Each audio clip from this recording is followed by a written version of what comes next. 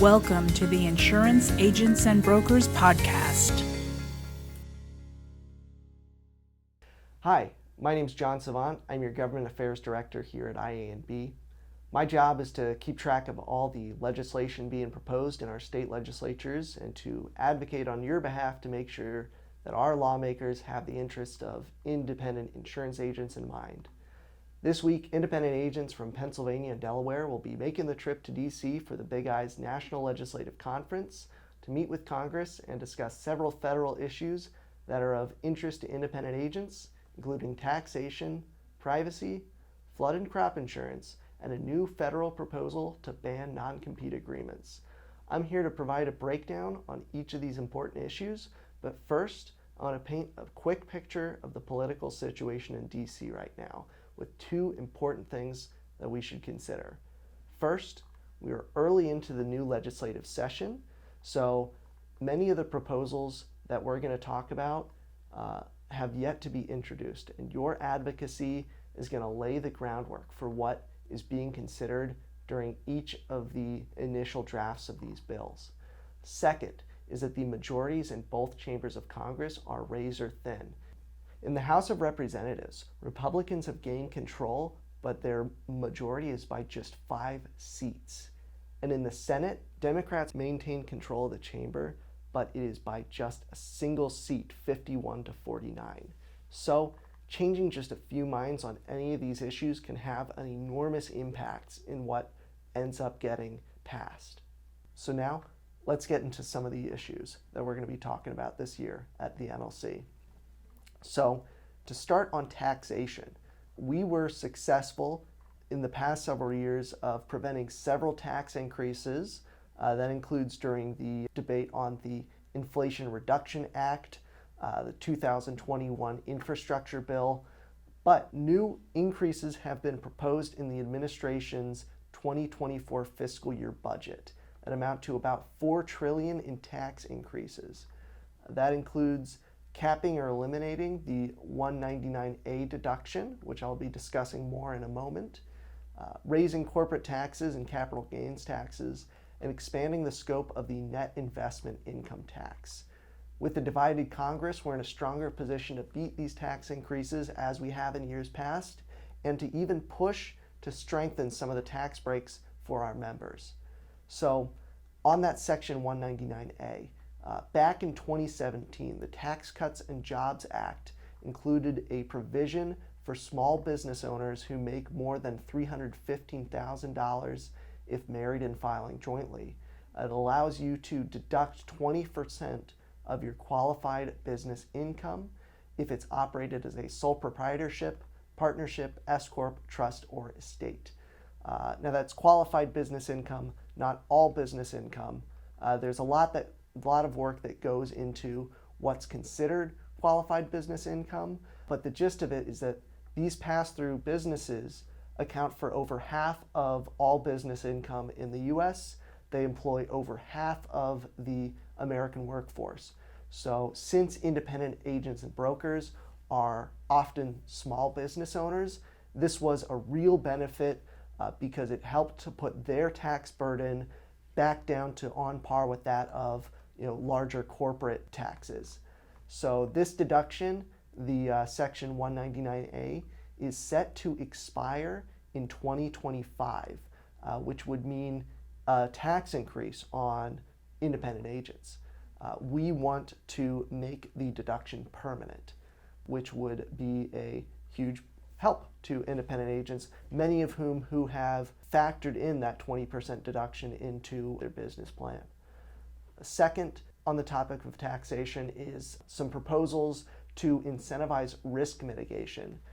For example, one proposal last session would have created a disaster mitigation tax credit that would allow homeowners and business owners to write off a quarter of the cost of things like strengthening the durability of your roof or elevating your home to reduce potential flood damage. You would have to live in areas that have had a federally declared natural disaster within the last decade. But this is so important because it helps to bring down the frequency and severity of claims which in turn can help to lower premiums or perhaps more accurately slow some of the increases that we've been seeing. On to the next issue of data privacy. We've already seen a lot of movement on this topic. So out of North Carolina, House Financial Services Chair Patrick McHenry has introduced legislation. It's already passed out of committee this very early into this session, so it's a top priority to address. House Energy and Commerce Committee has also shown interest in moving legislation on data privacy. So we've seen the emergence of these data brokers and big tech companies that get access to exorbitant amounts of consumer personal information, and there is very little regulation on these companies today, which is where a lot of this interest in data privacy comes from. So there's an interest in limiting how these businesses can obtain, use, and share their personal information, interest in giving consumers more control over how their data is used and when it can be sold.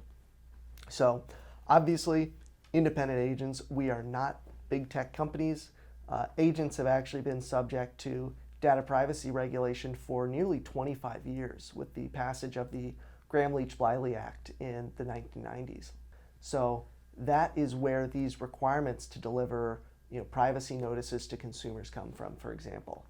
Patrick McHenry's bill, it's intended to update the Gramm-Leach-Bliley Act, the GLBA, which we aren't opposed to, but we've been seeing proposals ranging from simply updating enforcement through state regulators to putting enforcement of insurance privacy into the hands of the Federal Trade Commission, which is something we are very much opposed to. So currently, under the GLBA, each regulator has their own role. So banks are handled by banking regulators, and the insurance industry is regulated by the state insurance departments.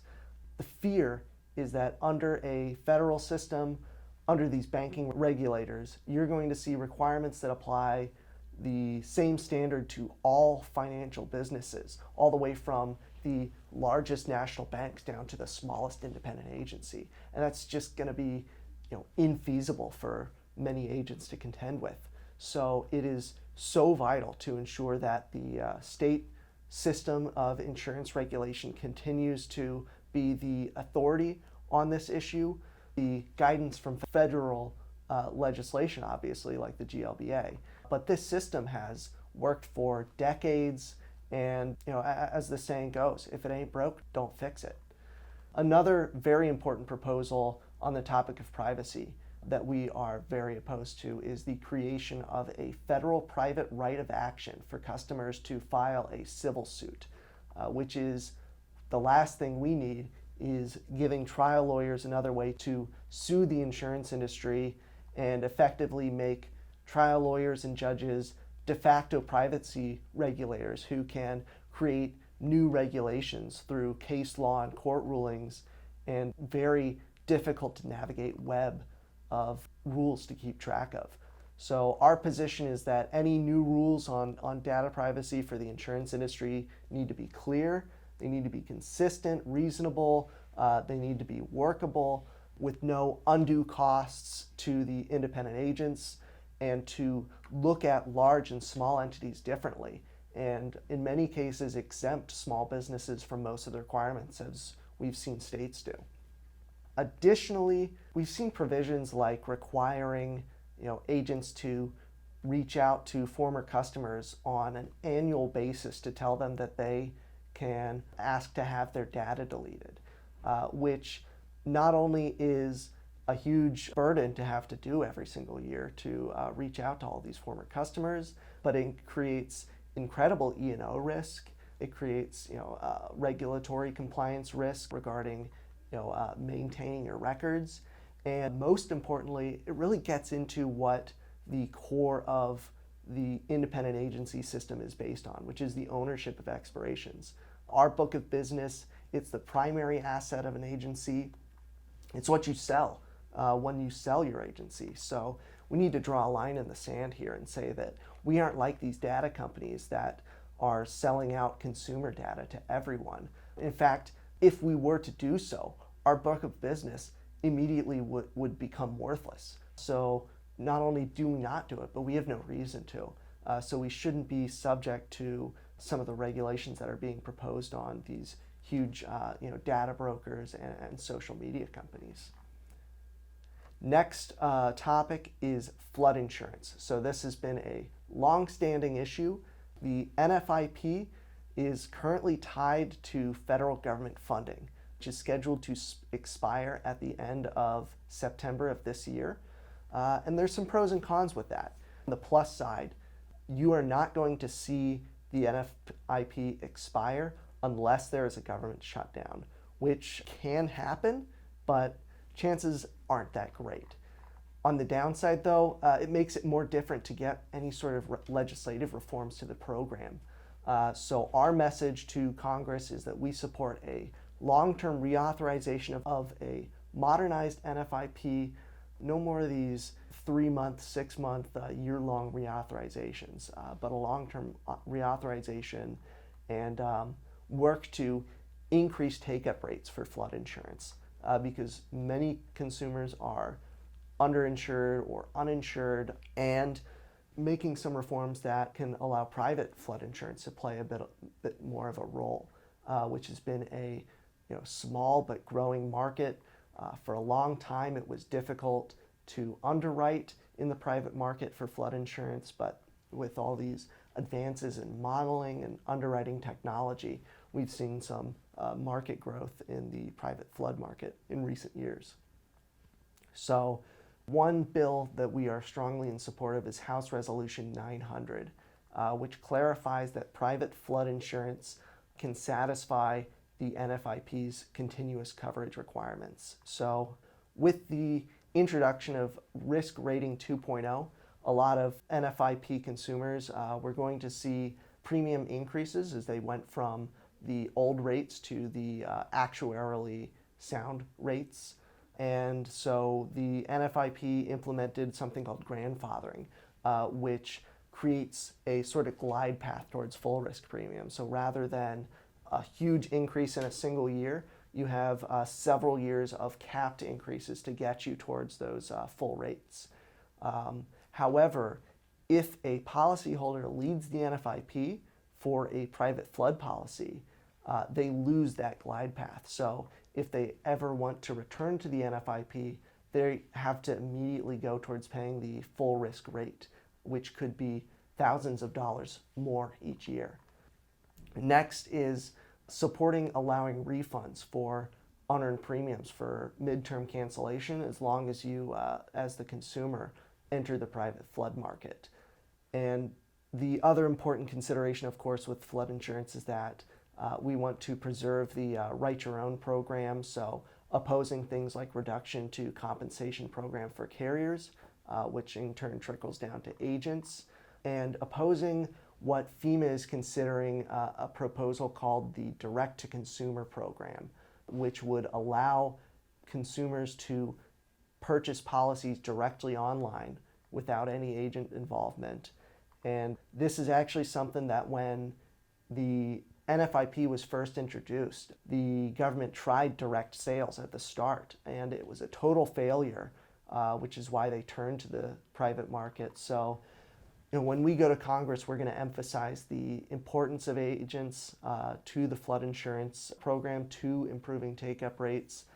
Independent agents generally serve as the first point of contact for a consumer to explain why policyholders need flood insurance. So when a policyholder pays off their mortgage and they're no longer required to carry flood insurance, agents are the ones who speak with the homeowners on the benefits of retaining coverage. So we need to maintain the agency involvement in flood insurance to make sure that we can work towards improving take-up rates.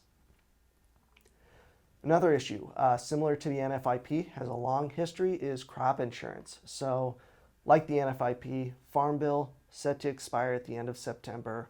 We're looking for a 5-year extension. There seems to be some growing consensus on both sides of the aisle that this is one of those must-pass pieces of legislation this year.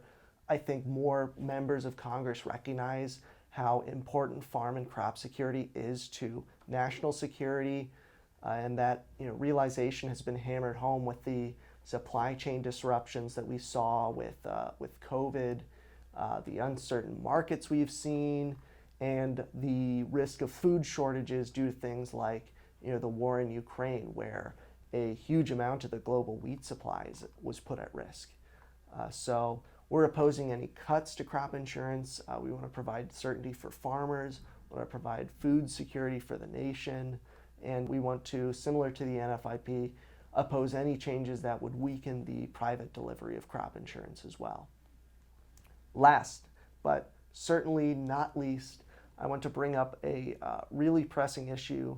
Back in January, the Federal Trade Commission, or the FTC, issued what is called a Notice of Proposed Rulemaking that would ban any agreement or contractual term that prevents a person from working in the same field after they leave their job. Commonly, this is referred to as a non-compete agreement. So this ban that is being proposed would apply to nearly every context for all types of workers, employees, independent contractors alike, regardless of how much their compensation is. So anyone from the CEO of a company to an hourly worker. And there is a narrow exemption for people who sell their business if they have more than a 25% ownership stake in it. But the period for submitting public comments on the proposal just closed to the FTC, but we also want to make sure that we bring our concerns to Congress. So we asked the FTC to eliminate that 25% ownership interest threshold for the sale of the business. If you're selling your business, doesn't matter if you own 5, 10, 15%, you shouldn't be able to go and immediately start competing with the people you just sold to. Next, we asked to make it absolutely clear that this does not apply to other agreements like non-disclosure, non-solicitation agreements to protect that book of business. It is not the intent of the rule to apply to those, but it could definitely be made more clear. Additionally, with those other agreements, because these contractual agreements, like a non-compete, in order to be enforceable, they require consideration, which is some kind of compensation to get the person to sign the agreement. So an increase in pay or more PTO. It should be made absolutely clear that if you have a non-compete with an employee and you want to replace that agreement because of the ban with one of these other types of agreements, there's no additional consideration that needs to be made. And last, of course, we asked them to not apply this as a blanket ban on non-competes, but to focus on the abuse cases that the FTC is apparently concerned with.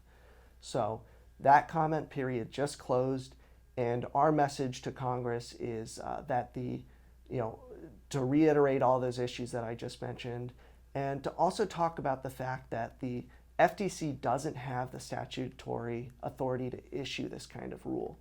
Only Congress can enact such a major change to the law, and Congress never granted the FTC the authority to ban these non-competes. So it's important for them to hear both our substantive and our procedural concerns. So that's a lot to cover.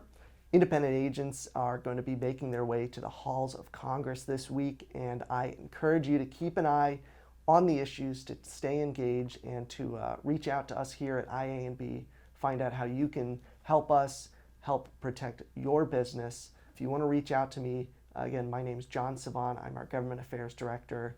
You can reach me by email at john.s.john, the letter S, at iab4me.com. You can also reach me via my phone at 717-574-8375. Thank you, and stay informed. Insurance Agents and Brokers is the premier resource and champion for independent insurance agencies in Pennsylvania, Maryland, and Delaware. For more information, visit iab4me.com.